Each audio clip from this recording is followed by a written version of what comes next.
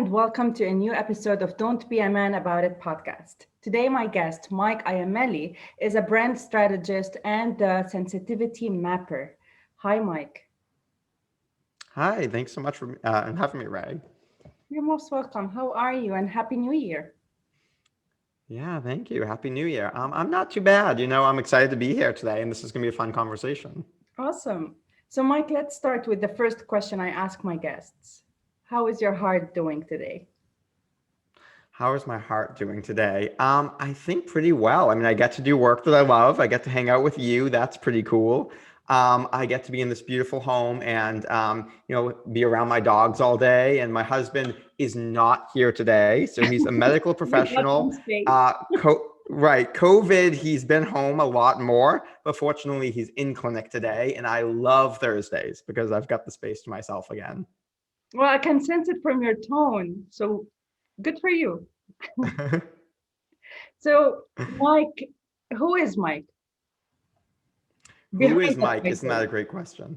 Yes. Well, I think the easiest way for me to answer that question is aligned, zany, free, unmistakable, successful, and vulnerable. And I know that sounds really weird to everybody listening, but I promise you it will make sense by the end of this conversation. I spent so much time trying to figure out who I am. And early on in life, I built a really successful PR agency. And I thought, well, this is it, right? I worked with celebrities. I worked with big name, tech people and healthcare people. This was my big purpose. And then I woke up one day and I was vomiting blood. And that didn't stop for a few months. And it really made me question everything I knew or believed about myself. And as I was going through this process of doctor to doctor, couldn't figure out what was wrong with me, I started trying alternative therapies. And I started saying, well, let me open to new things. I was never the person into alternative therapies. Let me try this. And as I was going through that, one of my roommates was a medical professional, and he kind of became my caretaker. I couldn't drive myself to appointments. I couldn't get places. And he started really taking care of me. And there was some point in this process that I realized something had shifted. And I think had I not felt like I was about to die, I might not have acted on it. But I thought, I can die tomorrow. I don't know what's wrong with me. I'm vomiting blood daily. And I said to him, Garrett, this is strange. And it doesn't feel romantic. It doesn't feel sexual, but something is happening here. And that started probably 2 months of conversations that then went to 2 years of exploring, can this be a relationship? Can this work? And so all of this is happening while I'm trying to heal myself. I realized somewhere in there that I have to leave my job and there's something more for me. And so, as I began to navigate that, I'm happy to say, we're now married for 3 years. We've been together for 9 years. I wrote an article about this, and overnight, 100,000 people shared it. And so I was totally freaked out because everybody's talking about my personal life. Everybody's talking about my sex life on the internet. I did not expect this to happen to me. And somebody dropped a book deal in my lap. And so I wrote a book, and I didn't love the book deal. My book's great, but I didn't love going on book tour, any of that. And I thought, I'm a mess. And am I my relationship? Because that's how half the world wants to define me. Am I my job? Because that job just went away. Am I my health? Who am I really? And it took me a long time of looking through, every life purpose book and every webinar and realizing, okay, I've got it. I finally figured it out. Everything I've done has failed, but I meant to create a blogging course. And I knew this because this blogging course was going to be, sorry, what'd you say? I'm getting a sense it wasn't that either. It was not that. You are correct. But at this moment, right? Because all these books tell me, well, figure out what the world wants from you, figure out, who you are, and find that middle point. I thought, well, every life purpose book I've read has told me this. This is it. I was, big in PR. I had this viral article. I wrote a book. I was a, health coach and healer. This is the only thing that makes sense. And so I put everything, every last dollar I had into this course. I, had the fancy lighting kit and a business partner and a marketing person, you name it, because it's one of those things that when you feel like you know your purpose with absolute certainty, everyone tells you got to go pro, you got to go for it. I thought, well, this is it. I just got to do it. And I put it out into the world, and I think 5 people bought it. It was a colossal failure. I lost all of my money. And was going to have to now beg my partners after a year to take me back at the PR firm because I didn't even know if I could get a job at my own company. And it was so embarrassing. And I said, well, you know what? I'm going to host a failure celebration. And that failure celebration is really just to say, like, at least I worked on myself. I tried some things. Like, I'm just going to try something. And so I went into a Facebook group I was a part of, and I offered them 5 or 6 free branding sessions from work I did in PR because I wasn't successful, but maybe they could be. So I offered these free sessions. And, I worked all day long. Like it was back to back to back all day. I had to stop sessions to pee. But I just said, I'm putting it out there. This is my failure celebration. And I'm used to working with, tech entrepreneurs and executives and healthcare politicians. But these were artists and entrepreneurs and healers and life coaches and therapists and all types of cool people. And every single one of them that day said to me, Mike, you didn't just tell me my brand. You explained to me my life purpose in a way I've never understood. And so I'm sitting there, and this isn't a moment you forget easily. I'm like, what is happening? That doesn't make sense to me. So I went through the same process I did with them, which is just mapping every moment of our lives, mapping because the truth is we pull levers every time we're successful. There are certain things in every moment of success in our life, we've pulled the same levers. Now, we don't necessarily know what they are, but when we start mapping the successful or happy moments and the unsuccessful, there's a clear pattern that emerges. And so I did this process myself, and I came up with 6 words: aligned, zany, free, unmistakable, successful, and vulnerable. And these words were across my relationship, my job. I mean, I wasn't identified or defined by any container, like a relationship or a job out there. This is what I brought to every situation. And the ones that could hold it really well, I was always successful in. And the ones that were not a good fit for me, I was always unsuccessful in. And it started explaining every moment of my life. Why this worked, why that didn't. Why this was successful, why this wasn't. Why blogging I thought was going to be good, but why it actually wasn't good. All of these things just started making sense. And that was 6 or 7 years ago now. And, obviously the work has exploded since then. But overnight, really interesting, one of these people said to me, Mike, my friends want to do this. What do you call it? I was like, I have no idea. I don't even know what this is. So I said, well, it's branding, but I guess it's sacred branding. So I called it sacred branding. She sent that to her friends. A few weeks later, my schedule was full. And that's, work we've been doing for many years now. And it's work that has taught me so much about who I am. So I've come to really be skeptical of titles and containers, because when you ask me who I am, who I always am is I'm freaking zany. Listen to me, right? I am vulnerable, and I'm going to tell you stories that I've written, very vulnerable stories that would make people cringe, but I can't help it. That's who I am. And that's the unique brand, the unique gift that I bring to the world that nobody else has. And everybody has that. That's really interesting that one, you did a failure celebration, and this is something that I encourage everyone to do. And the way you've put it was like watching a trailer for a very a very exciting movie, and you want to watch the movie, so that was the trailer. So thank you for demonstrating that. But I just want to go back a little bit, because there are things that you've said that I really would like to just talk about. So you said that you woke up one day and you started vomiting blood. Was that because of a disease, or was that because of a mental pressure you had, or stress or anxiety? What was the reason that basically turned your life upside down? And how did you, like everything you've just said, I can only imagine how you felt from going from a healthy person to someone vomiting blood, and then having someone to take care of, and then so all of that, how was it on you emotionally? A lot. So I say, everything looks glamorous in retrospect. Believe me, in the midst of it, it did not feel very good.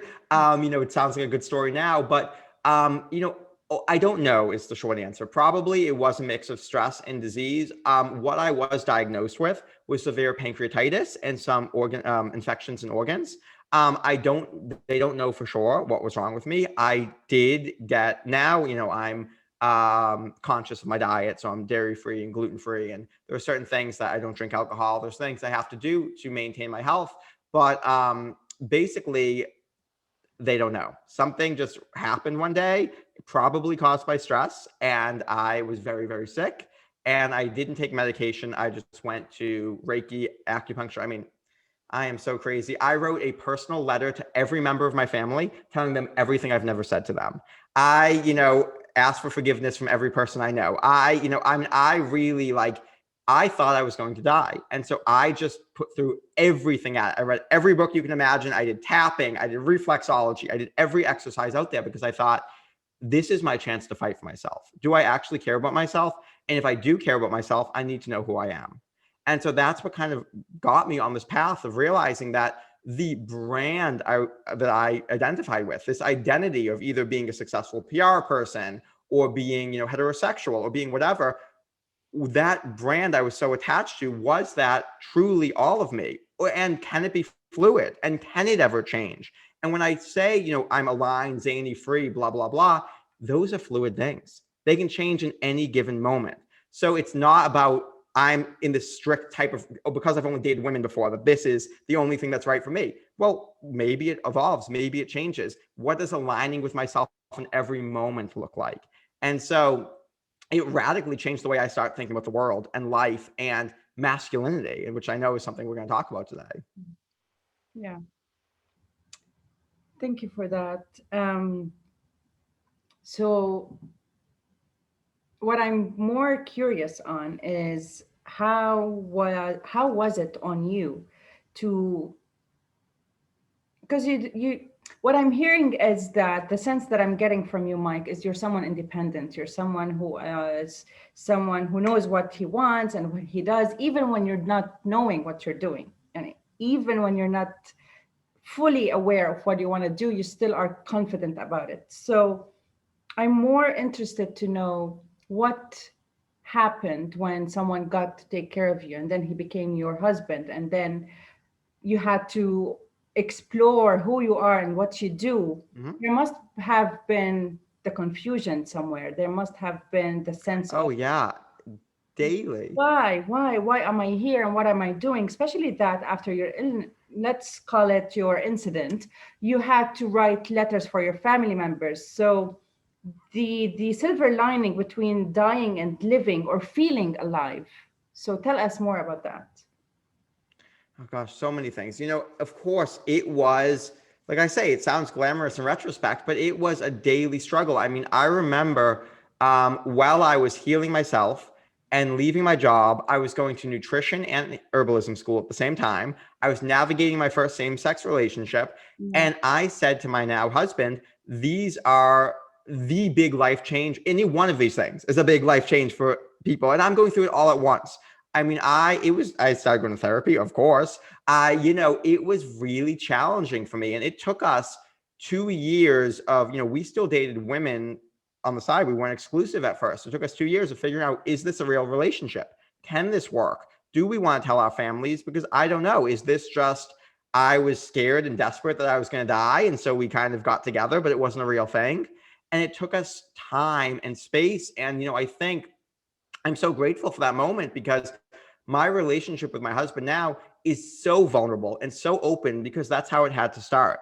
It was kind of like 2 steps forward, 1 step back. Is kissing okay? No, that doesn't feel good. Maybe hugging's okay. Like really figuring out what feels good and how can we communicate and get comfortable with one another. And so, yeah, I mean, every aspect of it, like I did not expect to be the person I am today.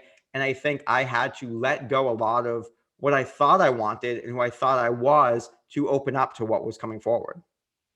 That's very important too, because a lot of times we would be thinking that we want something and we fight for it and we work hard for it and Mm-hmm, shut mm-hmm. everyone down. Like, you don't know, this is what I want. And then with time or something happens, and then we wait a second, no, I think I want something else. So, Yeah. and that's all part of having a life purpose. And it could take years and years. So I really salute you for finding your life purpose and Thank you. having the courage anyhow to go from one place to another, which people would perceive as from one extreme to another. Having said that, were you supported? Did you have a strong support system for both of you? Yeah, I think in general, yes, although we didn't tell our families that we were together for almost 2 years. So, and that was really hard on me because I'm close with my family, but Garrett wasn't comfortable yet. And so that was something we negotiated together. And so in general, yeah, I mean, we lost friends for sure. We lost, some people in our lives as we were going through this process. But I feel very blessed that I've had supportive people in my life. And I feel like together we've built even more supportive people around us in the community where honestly, right now during COVID, I feel like I'm having the deepest conversations with people. I watch TV shows daily with, friends over Zoom or, virtually. And it's been really nice to feel like, because I think this idea of purpose, we talk about purpose so specifically. Like when people say purpose, 90% of the time they mean a job, and the other 10% of the time they mean a relationship. And so these are the main pathways people come to talking about purpose. But the thing is, I have a purpose right now talking to you. I have a purpose getting dressed. I have a purpose in my spirituality and watching TV. And like, of course I do. I mean, That's it very doesn't make important. sense. That's very important. Could you maybe highlight the distinction between what you just said? Because that is a Yes, really important distinction. of course. The thing is, we talk about purpose as something that's aspirational or achievable, right? We say, I want to be a life coach. I want to go do this job. I want to go write a book. And that's wonderful. But if we can achieve it, that means we can fail it. And that doesn't make sense. You can't fail your purpose. And also, if you can achieve it, that implies you didn't have it at a certain point. So did you just not have a purpose as a baby? That doesn't make sense either. We're talking about containers for a purpose. It's kind of like okay, so here's an example. I drink a lot of water and I'm very lazy. So I drink my water out of a giant mason jar because I don't want to fill up my water all day. But theoretically, if I went to a friend's house and they gave me a tiny little cup full of water, I would drink out of it because I want the water. If you gave me my big mason jar full of alcohol, which I don't drink, I probably wouldn't drink it. Now, most of us live our life thinking about just the container, right? We think, well, I just want this job rather than is just this job going to make me feel aligned and zany and free? And so we put all of our eggs in a lot of baskets, or we think our whole purpose is there. I can tell you, I've worked with hundreds of people who've broken up, gone through a divorce, retired, gotten laid off, gotten fired, and feel like they've lost their purpose because we put all of it into the containers. The purpose was never the mason jar. It was the water inside. It's the essence. That's who we are. In every moment, when I'm looking at a painting, I want to feel something. When I'm reading a book, I want to feel something. When I buy a product, I want to feel something. That's an essence. And we have that with one another. And when we know the essence of who we are, then it becomes really easy because it's kind of like, oh, I've got boiling hot tea. I can pour that into plastic or glass or a mug or a cup. But if I pour it into plastic, it's probably going to break down. And if I pour into a glass without a handle, I'm probably going to burn myself. So when we know the essence, it gets really easy to start figuring out the containers that are going to work for us. That's brilliant. That is brilliant. And so yeah, because the other day I saw something on the social media, someone I really look up for, and he was talking about the purpose, like why are people so obsessed by having a purpose? And it's not that you shouldn't have a purpose. That's good, just like you said. But also, if you keep obsessing on, I want to have a purpose, I don't know what my purpose is, I'm not doing that because I don't have a purpose, then you're basically wasting your time, and you're wasting so much energy, and you're wasting so much of your potential in creating something that could be leading you to a purpose. But you're so obsessed on one thing because you're seeing a lot of people around you doing stuff, and you're just watching yourself. I want to be that person, I want to be that person, maybe my purpose should be like that purpose. So Right. you know what I mean. So how do Yeah. you work with your clients on that area? Because I'm pretty sure you face a lot of these situations. Oh, sure, sure. So, what you're talking about is conditional purpose, right? That like my purpose, I want to find, again, a job. Usually we're talking about a job. We want to do something with, or if not that, people say, well, I want the relationship, the big love. And those are beautiful containers for purpose. But the things you want to feel within those, theoretically, you can feel anywhere. And so we call it sensitivity mapping because here's the thing. what you can achieve is fleeting, right? Like if I get a great job or even the work I do today, it evolves over time. If I thought that, my dating life or my job life was always going to be static, I wouldn't be here today. I had to work through that to realize, wait a minute, I'm more than just those things. Yeah. But what doesn't change over time is our sensitivities. The moment we were born, some of us were sensitive to some things and some of us were sensitive to others. And if you're sensitive to music, let's say, you can probably hear notes that I can't hear. Because if you're sensitive, sensitive means able to sense more. See, taste, touch, smell, hear more. You are more experienced in that area of life. You're going to feel more trauma there, right? Like if I'm sensitive to freedom, which I am, I'm going to feel trapped way easier than other people, even since I was a baby. And I'm going to look for opportunities to free myself and free others. And when I feel creatively free, I'm going to produce my best work. And when I'm helping to free others, I'm going to be the most magnetic. When I know that, that's been true since I was born. That means my biggest trauma, every moment of trauma I've ever had, I felt trapped or unfree. Every moment of success I've ever had, I felt free. That's giving me something. Now, when we're mapping our experiences, what we're doing is noticing in every lived experience, what were our sensitivities doing? And when we know that, very easily now, I can say, oh, pit in my stomach, that means unsuccessful, this is a no. Like that, I can tell you, when I think about, do I want to hire a person? This is the best thing I do. I say, okay, how will you help me align my business? What does freedom mean to you? What do you think I need to do to be successful? I'll literally use those words and see how they answer it. And if they answer it in a way that feels resonant, well, then I'll hire them. Or this is the best, because here's the thing. It's also the energy medicine that makes us most magnetic. It's what people want. Right now, if you ask me a question and I don't know what the answer is, let's pretend. And I think, okay, Mike, all I have to be is aligned and zany and free and all my things. So let's say you ask me, Mike, with COVID and everything, what's the future of business? Or where do you think things are going? And I could say something like, Ray, I'm going to be vulnerable with you. I don't know. Things are changing and I honestly don't know the answer. But what I can tell you with certainty is when you align with who you are, that will always be your best path for success. Because aligning with ourselves means tapping into our vulnerabilities, tapping into our zaniness, the thing that makes us unmistakable, the thing that only we can be successful in, and that frees us to be that success. So there's nothing better we can do than align with ourselves. So I can't tell you with certainty where things are going, but I can tell you why sensitivity mapping is important, because aligning with yourself will always be important. Now, I literally just made up that answer on the spot. And I basically took those 6 words and strung in a few buts and ands in there. And that's it. So no matter what we have in life, we know where we're geniuses and most magnetic because we've been doing this our whole lives. We've been sensitive to these things our whole lives without even knowing it. That's one perspective I love. I love it. So wow, Mike. Okay, would it be possible for someone to be sensitive for more than one thing? Absolutely. So what it's possibly sensitive to a million things. This is life. What sensitivity mapping is really about is we go through a process in sacred branding of mapping your entire life and figuring out kind of the key emotions that you feel in your most resonant or kind of impactful moments.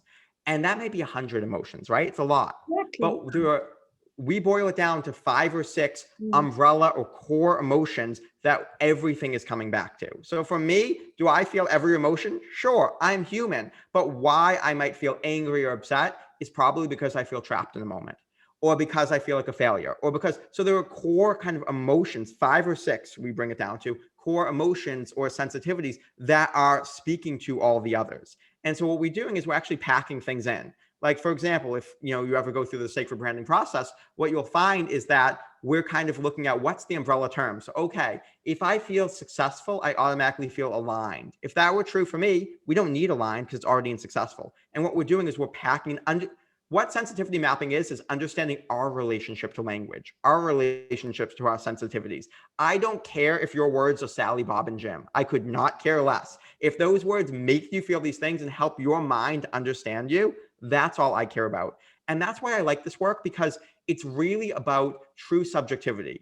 I'm a big fan of personality tests. I love them. I've taken every single one. But the thing about personality tests is it's not in my language. It's not how I identify with the world. When I'm able to map life and understand it through my language and how I relate to words, it opens up a whole new world.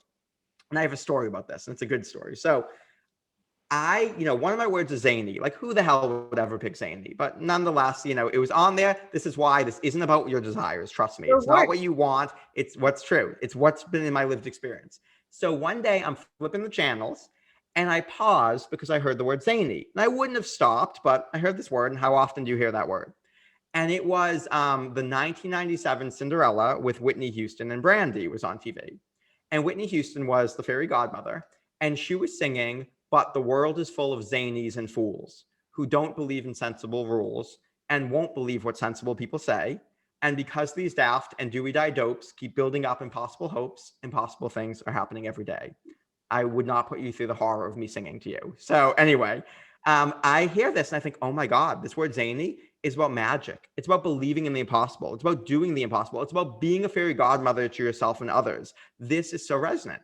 And in that moment, I had a flashback to being 4 years old and watching the cartoon Cinderella with my grandmother. And my grandmother was the most intuitive, magical person I've ever met. And she truly believed I was going to change the world. And she believed in me so much. And I'm sitting there having this really meaningful moment of why I felt so connected to her. And she's a person who really did the impossible all the time. And then as I'm remembering this, I remembered a quote a friend gave me. And the friend gave me this quote because it reminded them of me. And the quote was, "It's kind of fun to do the impossible." And I just loved how like flippant and nonchalant, like, yeah, if I feel like it, it's kind of fun. And I thought that is so cool. So I pulled out this quote to see who said it. And it was by Walt Disney. And that's only a fraction of so many other stories I can tell you about.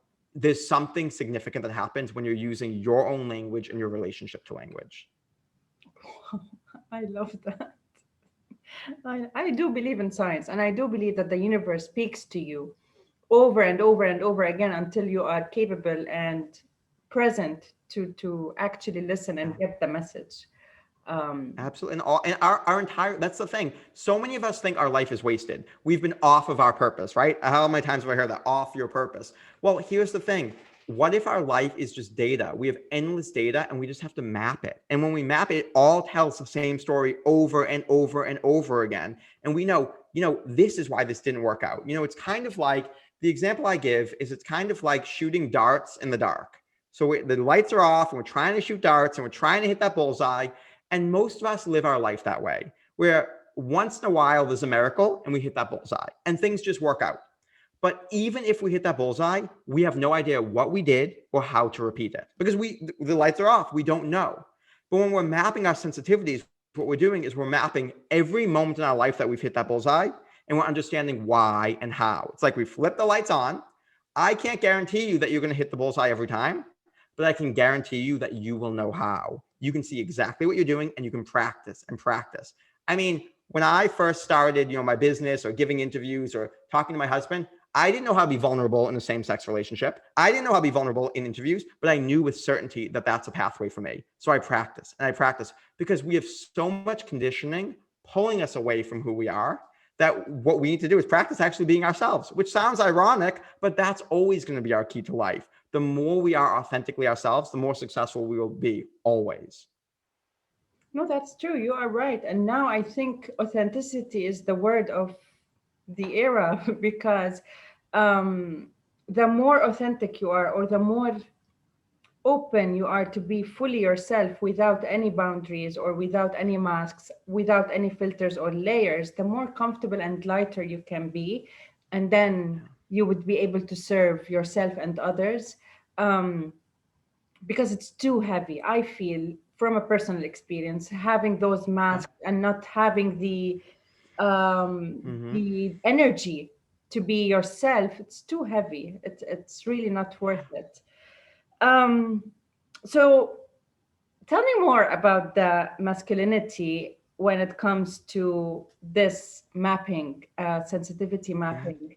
I do know that it has many definitions and it's quite unfair to just put it in one corner and this is what Mm-hmm. masculinity is. I don't want to go there, but based on your experience, Yeah. what does it look You like? know, Absolutely. Thank you. This is a beautiful question, a beautiful segue. Masculinity is something that obviously culture to culture, throughout time and space has had different definitions. And the masculine feminine construct, if it's helpful, let's use it. If it's not helpful for you, throw it away. But for many people, this is we are steeped in a culture that has a lot of conditioning around this. And so for me, it can be really helpful to understand and work through. And one thing that I think about is we see so many men today, especially feeling like they have to prove or assert or defend masculinity, right? Like it can be taken away from you. And here's the thing, if it can be taken away from you, then it hasn't been fully claimed, right? If you have to assert it, if you have to defend it, then it's not really yours. You haven't fully claimed it. And the challenge, the real kicker with this is we can't claim what isn't authentically us. So I can't claim that I have blonde hair because I don't, right? I can try my hardest to claim that, but I can't claim that. And so if I'm trying to claim a brand of like, oh, I'm this big tough guy and I do these things, and that's not authentically me, I will spend the rest of my life trying to defend that and prove that and being increasingly aggressive when people try to take that away from me. But if I claim a brand of who I am, that's really truthful me, no one can take that away from me. I don't care what you say to me. And it's not just masculinity. I have a brand of femininity that's also uniquely me. And guess what? The more I've claimed that brand of femininity, the easier it's been to claim my brand of masculinity because the two aren't working against each other. It's kind of like, for me, strength training and stretching. If I stretch, it doesn't take away from strength training. It adds to it. The more that I'm all of myself, the more I can be all of myself, obviously. So it I'm doesn't loving matter your where we start. examples. I'm in love with Well, the examples. yes, well, because it's knowing who we are and not being afraid to be all the parts of ourselves. And, not feeling like we have to prove or defend. If someone says to me, Mike, you're not that masculine, cool. That means you have a different definition of masculine than I do. But according to my definition, I'm super masculine because I'm me. And that's fine. Right now, today, our world has such a narrow, limited view of masculinity that very few of us, men or women, fit into it. Very few of us. So why are we trying to prove and defend something that we really aren't? It doesn't give us any more power or worth. We are the most resonant and powerful when we are ourselves, by far. And we can feel that today. Every time that we're hanging out with a friend and we can let those masks down and let the guard down, time flies by. Genius spills out of our mouth. We feel happy and excited and we do our best work, right? That's what we all need to be living. That's what mapping sensitivity is about. What's your brand of masculinity? What's your brand of genius? What's your brand of purpose so that you can show up and make the impact that you're meant to make in the world? Yeah, 100%. Speaking of being masculine, now it's Jan. In October, I did a campaign with the help of my friends, and we did it to raise awareness on men's mental health and also in honor of my dad's soul, because I lost him 10 years ago of suicide. He died by suicide.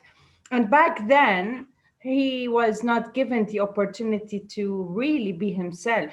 Like, I was his best friend. I really did not know he was depressed. So we did that campaign, Mike. We had community events and activities like running, cycling, hiking. We really had fun to raise awareness. But I also asked a lot of my male friends to just record short videos and say something about mental health as a man. I received quite a lot of interesting videos, but one really stood out. One really, really stood out, and he's gonna know who he is. And he said, be a real man and cry. Be a real man and feel the feelings. Just be a real man. And then I was like, that's it. That's the whole purpose of this campaign. I don't want to be in a society that tells a man, do not cry, just be a man about it. I don't want to be raising my son one day, if I ever had a son, in a school that would belittle his feelings just because he's more sensitive or he's just more empathetic or just because I don't want that. So this masculinity branding, for me, it's just be human. Right. Be yourself. Be who you truly are. And I think, it's a radical act. Like, I don't want to minimize this because for especially the men listening, like, being able to feel our full emotions and express them is a radical act in our world today. And it's not very supported, but it takes immense courage. And that's how we're changing the world, right? That's how being able to actually be in touch with our emotions and realize that men can have more emotions than just anger. The world out there tells us that anger is the only emotion, no matter what, we have to filter to that. Men can cry, men can laugh, men can feel things, men can feel envious, men, whatever. There are so many human emotions. And that's what's truly who we are. That's authentically us. That's our brand of life. And it might look differently than you. You might not cry as much as me. That's Or okay. truth is, it's okay. That's great. Like my husband will cry at any movie. I am heartless. I never cry at movies. And you know what? Oh, Both are then great and both are okay. I But can be friends with your husband. I'm the most vulnerable person. I don't shut up about my issues and love talking about deep talks. And he's completely stoic and doesn't like to have that. And that's okay too. It's being who we truly are and being fully human and making space for the diversity of life, because that's what makes us so great and beautiful and learn from one another. You know, that's why we all have our own sensitivities, because we are all diverse beings. Every one of us has different lived experiences, has different sensitivities. And so therefore we have different gifts for the world. And if we are deprived of those gifts, this world is really missing out. And it's really sad if we see the same perspective or the same voice over and over again, because we're losing an immense amount of wisdom that can take all of us forward. That's a moment where I feel like saying, Mike drops the mic.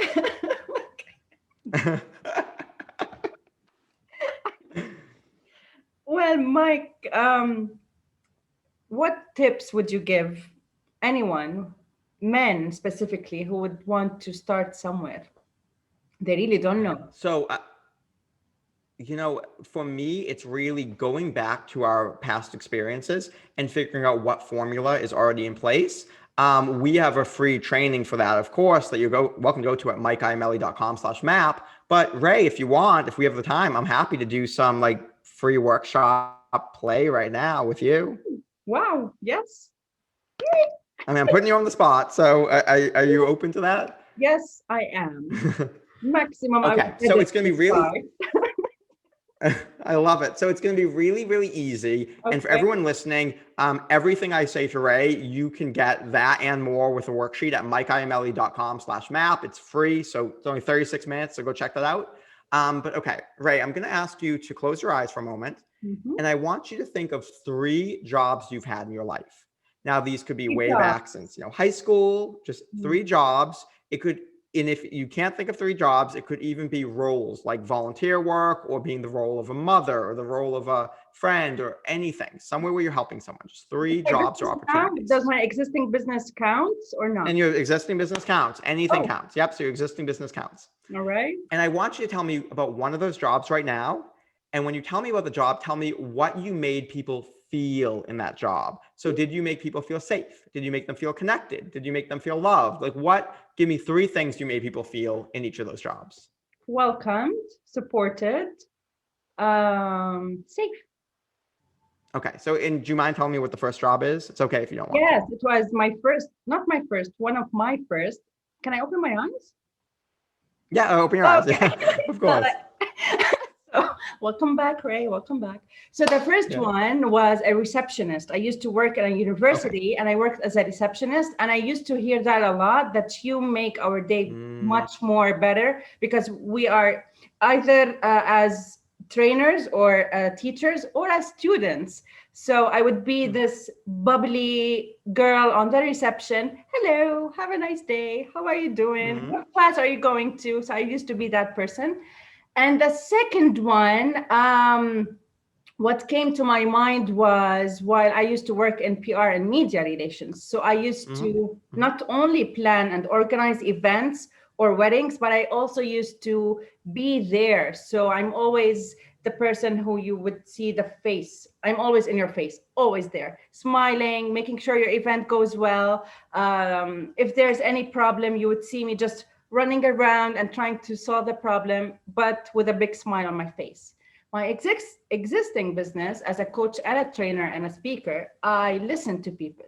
I make them feel safe in order for them to speak up and actually express what's going on from the inside, and then try to work it out and express it on the outside. So yeah, I would say welcome, supported, and safe.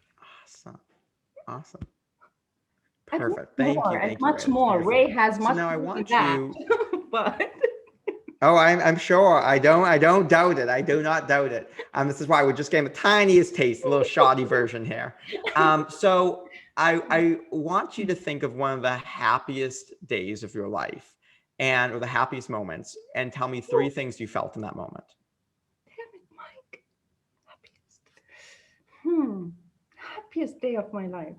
Like every day is a happy day for Ray. Yeah, well, any happy day. It could be any happy day. It doesn't have to be the most. Well, recently my business just won third place in a competition, worldwide competition. So that could Hey, be the recent. Yeah, congratulations. thank you. So yeah, that could be one of my happiest Okay. recent All happy. right. So what did you feel? And I felt what did you proud. feel that day? Three I things. felt proud. I Yes. felt relieved. I felt heard and seen.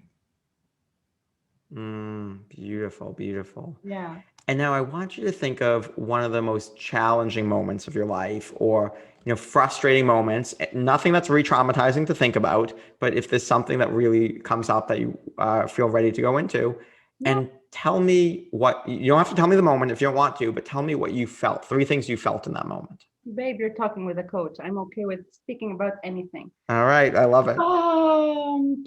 So there are two challenging and life-changing events. My dad's suicide Mhm, and my mhm, breakup. That was in mhm. 2014. Yeah, Okay. both of them. And what did you feel in each of those moments? Give me three things you felt in Oh, each. let's start with the breakup. In the breakup, I Yeah. felt free. Mm, Weird, but I felt free because okay. that breakup basically transformed my life into where I am right now. So Yeah. I felt Yeah. free, free of all the obligations of being in a relationship, free of being the woman that I was trying so hard to be when I was really not that woman, free Yeah. of people's expectations, free. I'm just free, even though I was so in love with them. And but I just felt free. So my hair was long, I cut it so short, I quit my Mhm, job, I went on a self-improvement workshop, I applied to a job to another country. I just felt free, like yay. mhm. The second one, which is my dad's suicide, I felt betrayed, I Yeah. felt abandoned, Yeah. I felt, I felt all the emotions at once. But Yeah. my two Yeah. strongest would be betrayed and abandoned. Yeah. Yeah. And if you, what would you have rather have felt? So, I know you felt betrayed and abandoned. If Mm. you kind of had a magic wand, would you have rather have felt, My favorite activity. connected or supported or loved? Uh, What would you have rather have felt if you I could give would yourself rather a feel. magical gift? I never asked myself that question. I usually do that with my clients. What would rather feel? I don't know. I never thought about it. I would say hmm, the word that is coming to my mind is grateful, but I'm not so sure if that would be really the word Yeah. for me. But I would always say grateful. Grateful, yeah, grateful for the lessons, grateful for the pain, Mm-hmm. Mm-hmm. grateful for the support that I thought I never had, but I actually was supported more than I imagined to be. I would say grateful, but at that moment I was not. So I would have maybe I would want to feel grateful at that moment. What else? Loved. Yeah. Yeah, loved. Mm. I love it. This is so beautiful. And then in your breakup, I know you felt free, so that was a positive feeling. But for any negative feelings, what would you have Oh, rather have felt on the negative parts? ah, for my breakup or my dad's suicide? Hmm. For your My breakup. For your breakup. breakup. Betrayed. Betrayed. And what would you have rather have felt? On a negative feeling, I would have rather felt, hmm, instead of betrayal, I would go for, I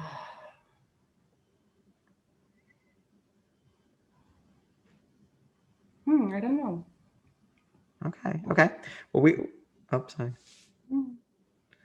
Well, I'll let you sit on it. But what we've Yeah, already noticed, and I know this is a quick process, is we've heard you talk about supported a number of times. So right there, we've seen this, that you made people feel supported in your receptionist job and a few of your jobs. You made people feel supported in PR. You helped people to, or when your father passed, you wanted to feel supported and wanted to feel that connection and that gratitude. And so right away, we're already saying, okay, support is a theme.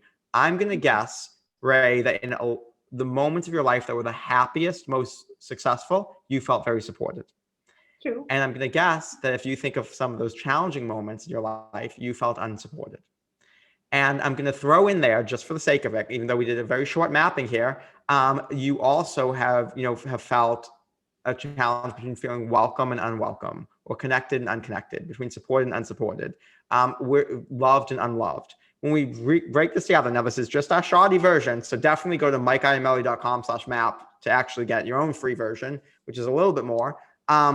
We can start to see, oh, these are themes. I'm really good at supporting people. A job that would be excellent for you is a job where you support people. Great, you have one, so that is fantastic. If you're looking for a relationship, support has got to be the number one thing. This has got to be a supportive person. Yeah. If you are looking for, friendships, they've got to be supportive. If someone asked you a random question, said, hey, Ray, what do you think the future of business? And say, well, right now, entrepreneurs need support more than ever. And so what I do is I help the guys support entrepreneurs to blah, blah, blah, right? That's so And there's your messaging right there. It's for you. like Every aspect, because what we do. oh my God, just today I reshared a post on Instagram, how to support small businesses. Absolutely. Of course you did, because that's a sensitivity. We already see that in you. And when we actually go through the process of fully mapping them, you start to see, oh my gosh, these patterns show up again and again and again for me. And now I know the levers I pull every time I'm successful and fulfilled. And so I'm going to put myself in those situations, and I will always feel purposeful, because purpose isn't a thing we achieve. Purpose is the essence we want to feel. Yeah. So what is the definition of purpose for you? For you, purpose means feeling supported, feeling welcome, feeling loved, feeling connected, feeling grateful. That's what purpose means to you. And the moments that you're feeling that, you will always feel purposeful and always be more successful. Yeah. Amen. Yes. I love that. Okay. I love it. Thank you. Thank you so much. It's so interesting when I get challenged, when I'm the one challenging other people. So thank you for that. Love you. Thank you for being such a good sport. I appreciate it. Thank you. So, Mike, what else would you like to say? Oh, so many things. But in consciousness of time, I think the main point I want to give is that you never have to try to be yourself. If you're trying, it means you're being somebody else. And it doesn't mean that life isn't going to challenge us or push us, but there's some aspect of it that always feels like us, whether it's our brand of masculinity, our brand of purpose, our brand of entrepreneurship, our brand of whatever. Like, we don't have to try to be those things. We actually have to take off all the crap that tells us we can't be it, so that we just get to naturally be ourselves. So you never have to try to be yourself. If you're trying, it means you're being somebody else. And I will tell you, this conversation, thankfully, I feel like I just got to show up and hang out in my favorite, my marriage, my friendships that feel good to me, my business, all parts of me where I just get to show up and be myself are the most successful and the most fulfilling. And that's what I want for everybody in life. Thank you. Thank you, Mike. Thank you so much. Yeah. All right. It's been such an honor. Thank you for having me. Thank you. Thank you for listening. If you like this episode, don't forget to like, save, and subscribe, and share it with your friends. I'll see you on the next one.